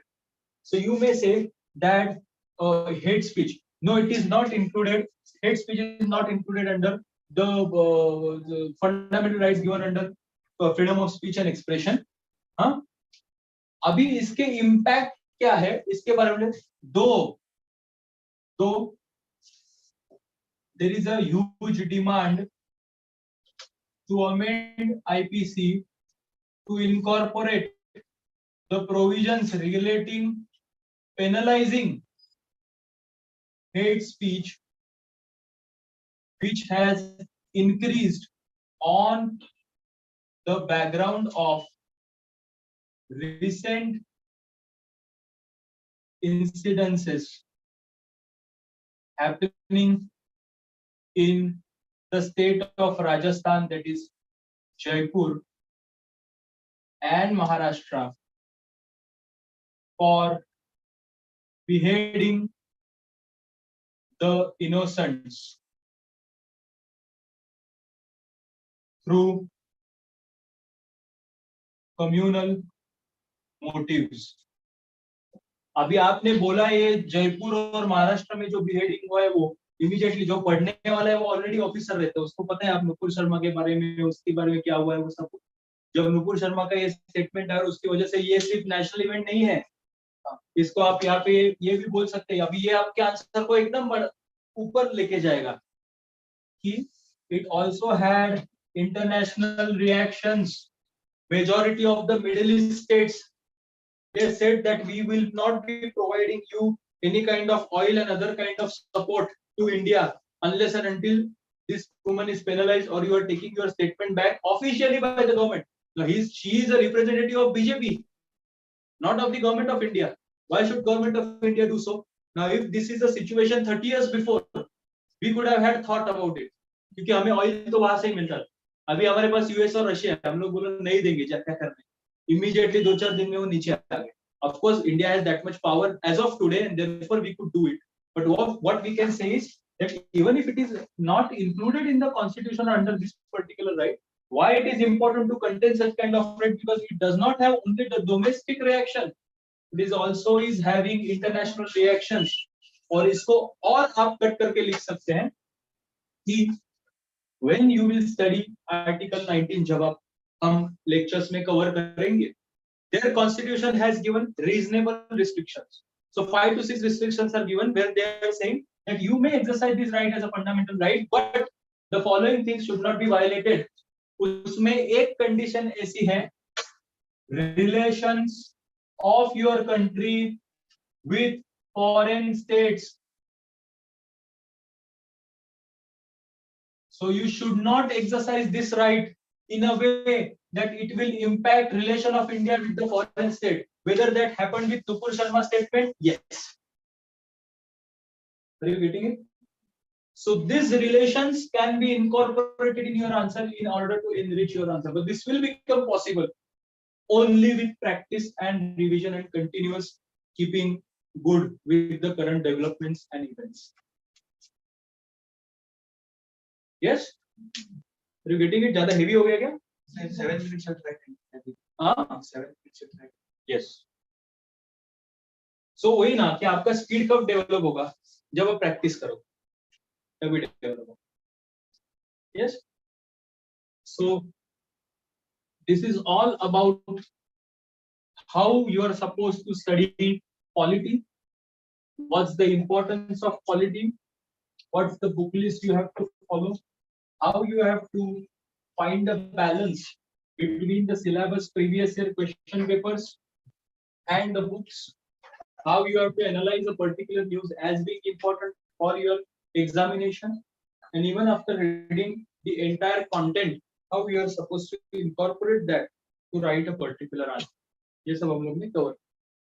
अभी एक छोटे से टॉपिक से शुरुआत करते हैं और फिर हम रुकते हैं. 8:30 तक नहीं रुक पाएंगे, थोड़ा जल्दी हो जाएगा. पहला लेक्चर है, ज्यादा हेवी हो गया तो आप आओगे. Okay, so we are done with the basic introduction. We don't have to go much deeper into it. Whenever we'll study each and every topic at that time, क्या important है क्या नहीं है, उसके related कौन से question आए थे, उसको कैसे tackle कर सकते हैं, वो हर एक चीज हम लोग नहीं. Okay, so now we'll start with a topic where in your syllabus the first topic they have given is Indian Constitution, historical underpinnings, evolution. Historical underpinnings and evolution. कभी इंडिपेंडेंस मिला है 1947. उसके बाद कॉन्स्टिट्यूशन बनाई है 1950 में, हम लोग ने उसको इम्पोज किया. When they are talking about historical underpinning and evolution, they are mentioning certain acts in British era which allowed us to incorporate certain provisions of their acts in our constitution. So 1947 के पहले British India में ऐसे कौन से acts थे जहां से हमारी कॉन्स्टिट्यूशन इवॉल्व हुई. तो the first topic is evolution of Indian constitution. This is also a first chapter of your Laxmikanth book. Now in this particular chapter they have given you close to 7 to 8 acts, pre-independence acts. और उस act में जो भी provisions है, हर एक act में 10-12 whether all those provisions are important? No. Whether on these provisions they have asked you a question only once. When? In 2005. 17 साल पहले. उसके बाद ऐसा फालतू क्वेश्चन नहीं पूछा गया. कभी सिर्फ एक्चुअल एग्जाम होता था, इजी था एग्जाम पास करना. Now it has become difficult. But can we avoid? No. Why? Because it is given in the syllabus. They have not asked the question in 17 years does not mean that they won't ask us right now. Okay, so हम सिर्फ briefly देखेंगे. सिर्फ 6 important acts हैं, उसमें से सिर्फ ऐसी चीजें जो इंडियन कॉन्स्टिट्यूशन में इनकॉर्पोरेट की है वही चीजें हम देखने वाले. क्या करना है हमें? रिलेवेंट रहना है. पूरा चैप्टर पढ़ोगे 10-15 पेजेस का, मैं पढ़ चुका. आपको तकलीफ लेने का जरूरत नहीं. क्या बोल रहे हैं हम लोग? Evolution of Indian constitution. So the only the provisions which are relevant with the Indian Constitution must be studied, otherwise not. Okay. The major watershed year during the British era was 1857, the revolt of 1857, all of us. So there were 3 acts before 1857 and 3 acts post 1857 which are relevant in this particular topic. Okay. Now, which is the year in which British East India Company came in India for the first time? 1600. Okay. Now, 1600, they came to India by having royal charter. From whom? From Queen. At that time, it was British East India Company. Now this charter was given to East India Company only for a single purpose, that is trade. So only for commercial purposes this company entered India. Otherwise they did not have any other motive to rule India. Though their policy was to do so in other colonies, in USA and otherwise सब कर चुके. बाद में उनका motive जाना. Right now we are concerned with 1600 British East India Company coming for the trade, and they ruled India from 1600, initially not ruled for the trade purpose, till 1858. Right? Now we are dealing with the 3 acts which are ranging from 1700s till 1858. The first is Regulating Act of 73. ये एक act क्या important है, बहुत सारे अलग अलग provisions. We are not concern, we are concern only with what we have taken in our constitution. There is only one provision that through this act the East India Company established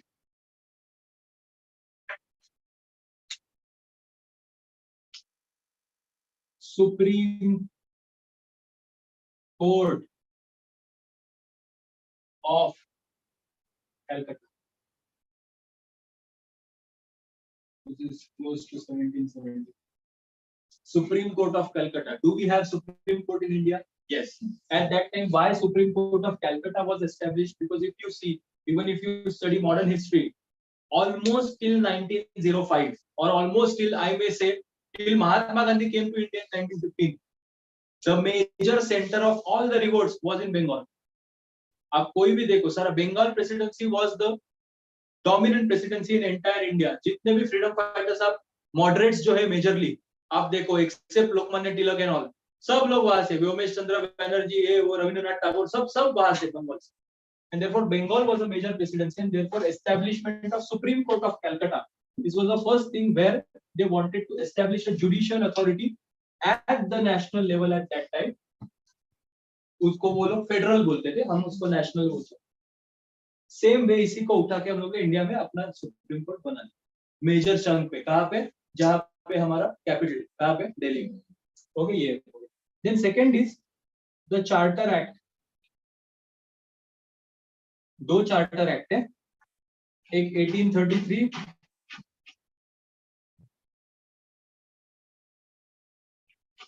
second is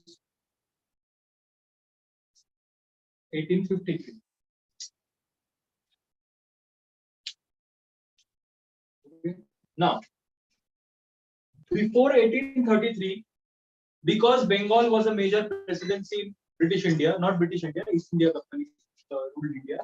At that time, the major power center was Governor General of Bengal. The situation changed, the nomenclature changed, and for the first time it was declared that Governor General of Bengal will be Governor General of India. Is Lord William Bentinck was the first Governor General of India. So the tendency to centralize the rule across all the presidencies of British India started by Charter Act of 1830. Even today, even if we have Chief Minister who is the chief of the state, the ultimate power rests in the hands of the Prime Minister and the President. So in India also we have a centralized tendency. Even we say that India is a quasi-federal state. We have a federal features, but still in certain kind of situation, the union government, the central government will become powerful. So the centralizing tendencies was brought in by the Charter Act of 1833, and same we followed later on. Of course, the power function is different. Governor General के पास सारे power, President के पास उतने नहीं, but still. Okay. No other provision is relevant as far as Indian Constitution is concerned, though the attempt was made here to keep the civil services of Britain open for it. The attempt was made, but it was not fulfilled. Finally, in 1853, 20 years later, for the first time, civil services of Britain were thrown open to Indians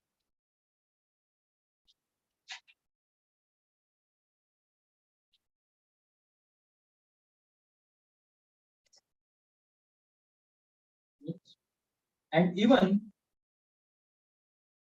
Indians were given opportunity to participate in legislative functioning. Though authority wasn't given much, but at least participation was allowed in the process of making law. The civil services were thrown open to the Indians for which you are sitting for the examination. And participation in legal function was allowed. Right? So these are the three acts before 1858 where certain provisions with little bit of amendments we have incorporated in our constitution. At that time it was Supreme Court of Calcutta, today we have Supreme Court of India. Centralized tendency. Governor General of Bengal was converted to Governor General of India. Today we have President and Prime Minister followed by the Council of Ministers. And 53 civil services were thrown open to the Indians. And second thing, legislative functioning was first introduced to the Indians as they were allowed to participate in that kind of function. So law making क्या होता है? ये first time हमें 1853 में पता चला. Otherwise, for almost close to 250 years, we were just following what they are making. Now we are also in the process of making, though we do not have that much of authority at that. Okay? ये तीन हो गए. इतना ही याद रखना है. हर एक इसमें आपके लक्ष्मीकांत में 10-12 points. Not much concern. Done. Now these are the three acts. Post this, we have three acts after 1858 till 1947. Okay.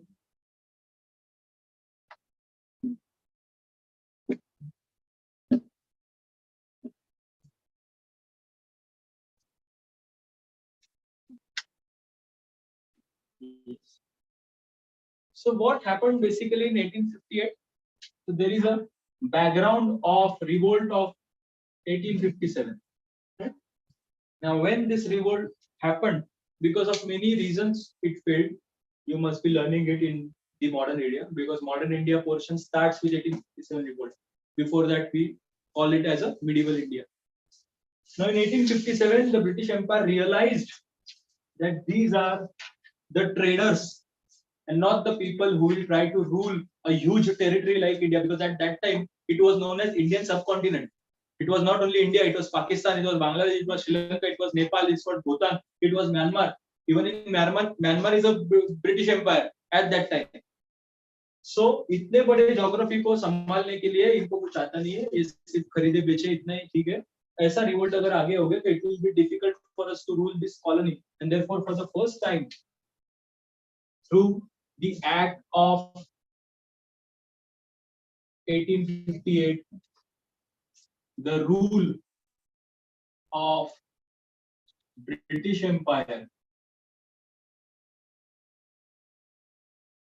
was established in India, which is also known as a crown rule. तो अभी Britain का government सीधा India को rule करेगा, ये traders नहीं करेंगे. And to do so, they again changed the nomenclature of Governor General of India to a new name, known as Viceroy of India.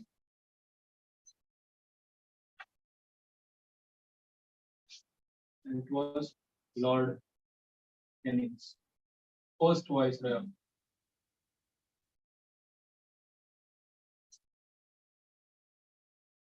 So now if you see, same is the structure which we are following today. Of course, we are not having a crown rule, we are having a constitutional rule, democratic rule. But still, what do you mean by crown rule? The nominal head of the entire territory of India will be who? Queen. पर वो queen खुद आती है क्या रोज चलाने के लिए? नहीं. Actual rule कौन करता है? Viceroy.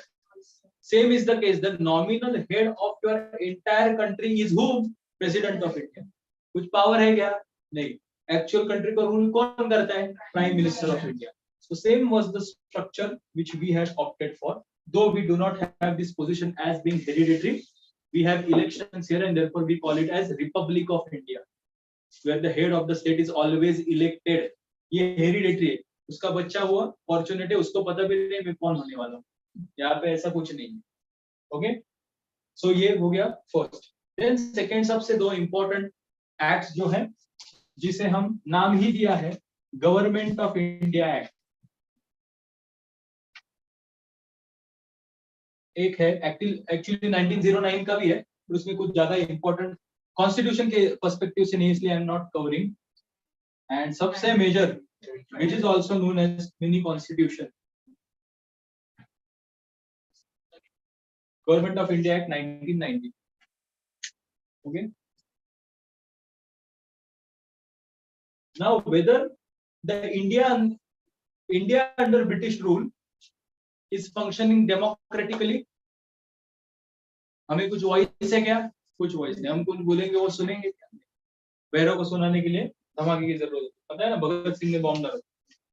So it was not a democratic functioning, but still through this act for the first time the concept of direct elections were introduced, which has now become a base of democracy in India post independence.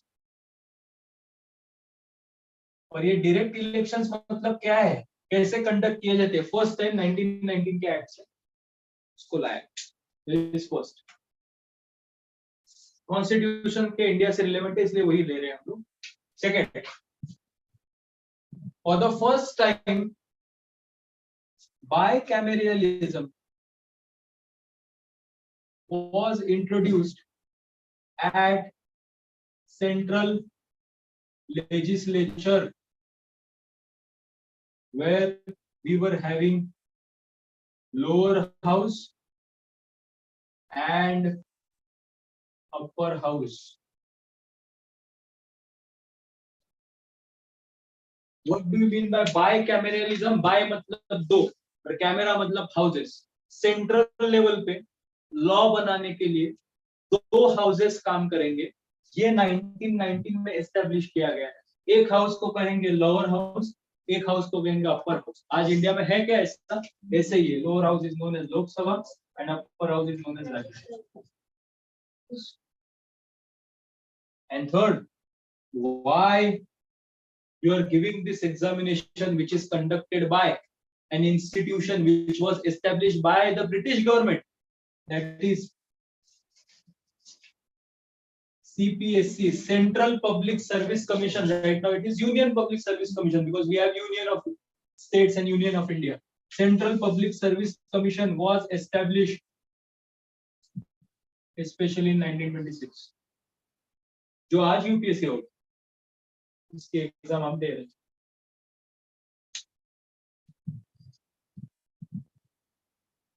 Yes, and ये तीन important है constitution के हिसाब से, इसलिए उतना ही उसको cover किया है.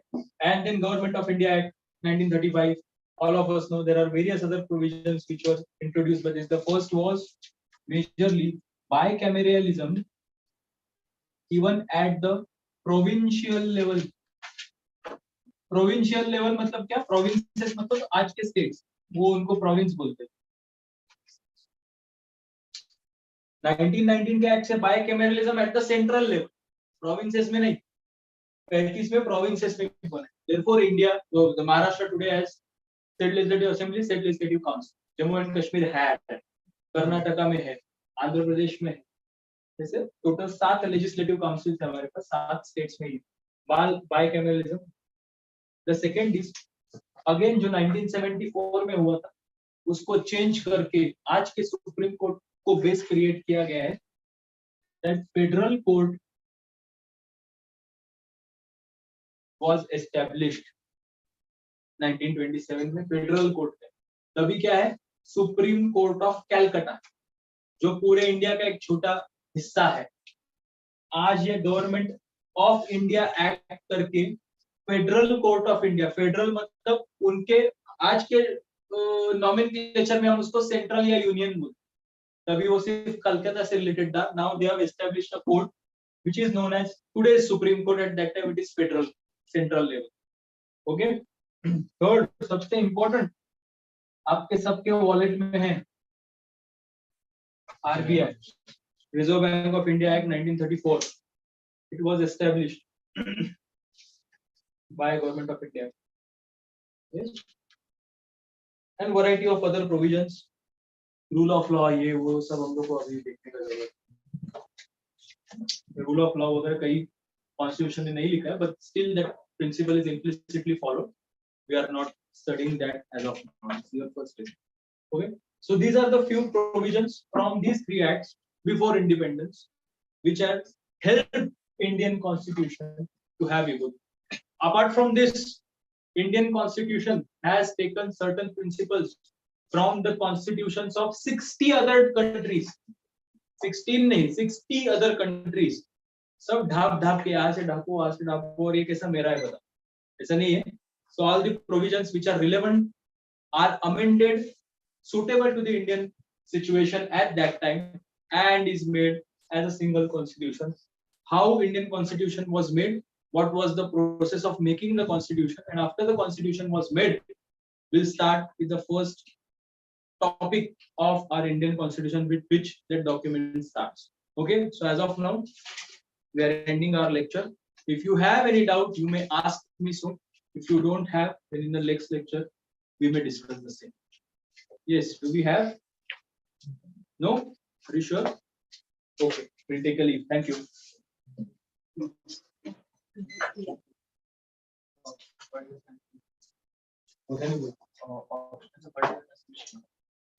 नाही अंदाज नाही मला.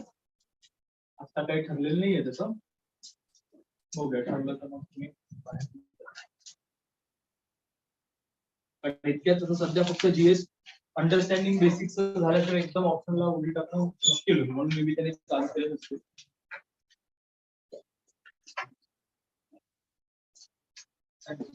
या